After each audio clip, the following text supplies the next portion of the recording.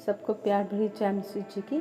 प्रभु यीशु खुदा हमें हमेशा अपने पाक और पवित्र सामर्थ्य लहू में कवर करके रखे।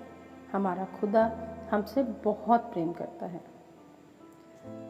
आज हम बात करेंगे आत्मिक रूप से सामर्थ्य होने के लिए। लूका 4:4 में लिखा है, यीशु ने उसे उत्तर दिया कि लिखा है, मनुष्य केवल रोटी से जीवित ना रहेगा।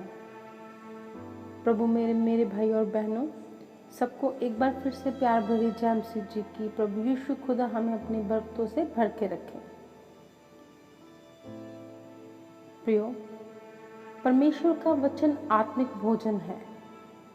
जब हम प्रतिदिन वचन पर मनन करते हैं, हम अपने फ्रेंड सर्कल में, हम अपने आसपास में, अपने परिवार के साथ वचन के ऊपर डिस्कशन करते हैं, तब हम आत्मिक रूप से बलवंत होते हैं और बहुतायत से आत्मिक रूप में सामर्थ्य पाते हैं। क्योंकि बिना परमेश्वर के वचन पर मनन करे हमारी आत्मा कमजोर हो जाती है, इसलिए हम परमेश्वर की इच्छा पर नहीं चल पाते और वही करते हैं जो हमारा शरीर चाहता है। इस कारण में हम बहुत से पापों में पड़ जाते हैं और अपना मन नहीं फिरा पाते और पाप में अपना जीवन जीकर परमेश्वर के विरोध में कार्य करते हैं। देखिए, सबसे पहली चीज़ ये है कि मनुष्य केवल रोटी से जीवित न रहेगा, यानी हमें परमेश्वर की आज्ञाओं को पालन करना बहुत ज़रूरी है। परमेश्वर की आज्ञाओं को पालन करने के लिए हमें सबसे पहले उसका ज्ञान होना ज़रूरी है, यानी हमें बाइबल पढ़ना ज़रूरी है। तभी हम जान पाएंगे कि हमारा पवित्र खुदा हमसे क्या चाहता है। सबसे पहले पापों से मन न फिराने के कारण परमेश्वर का प्रकोप हमारे ऊपर आ जाता है और हम विपत्तियों का, बीमारियों का, असफलताओं का, निराशाओं का, दुखों का सामना करते हैं।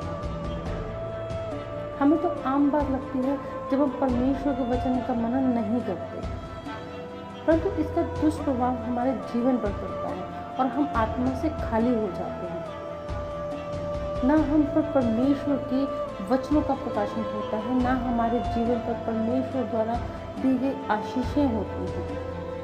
इसलिए आज के टाइम पे आवश्यक है कि प्रतिदिन हम परमेश्वर के वचन पर मनन करें ताकि हम आत्मिक रूप से बलवंत हो सकें। देखिए, जब हमें वचन का ज्ञान होगा तो कोई भी दुष्ट हमारे जीवन में काम नहीं कर सकता।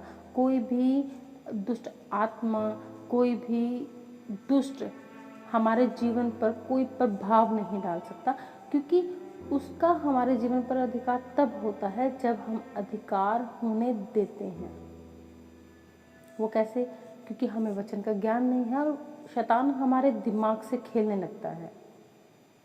वो हमारे दिमाग में बहुत सी बातें ले आता है और हम खुद में ही कंफ्यूजन में फंस जाते हैं और हमें खुद समझ नहीं आती कि हम क्या करें।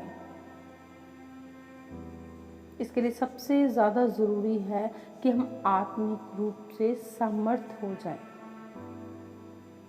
क्योंकि परमेश्वर का वचन हमारे जिंदा रहने के लिए बहुत ज़रूरी है।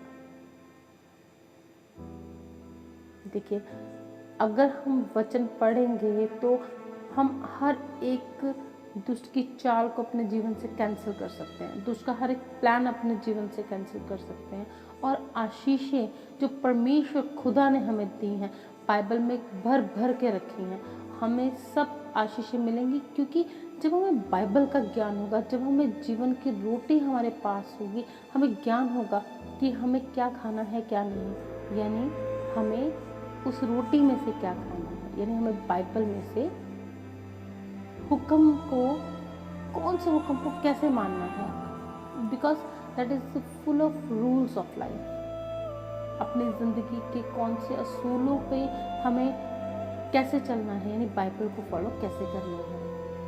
तो जीवन की रोटी वचन है। जब हम वचन के अनुसार चलते हैं, वचन के अकॉर्डिंगली चलते हैं, तो परमेश्वर हमसे प्रेम करता है। प्रेम तो परमेश्वर करता ही है, पर देखिए, आज्ञाकारिता परमेश्वर को बहुत पसंद है। जब हम वचन के अनुसार चलते हैं तो पिता परमेश्वर हमसे प्रेम करते हैं और वो हमें हर एक चीज़ मुहैया कराते हैं, क्योंकि वो हमारा बरकतें देने वाला परमेश्वर है, वो यहोवा यिरे है। चलिए आज के वचन के लिए प्रभु का धन्यवाद करते हैं। मैं विश्वास करती हूँ कि आप सबने इस वचन को सुना और जो आत्मिक रूप से समर्थ होना चाहते हैं तो आज से बाइबल पढ़ना शुरू करें, ताकि हम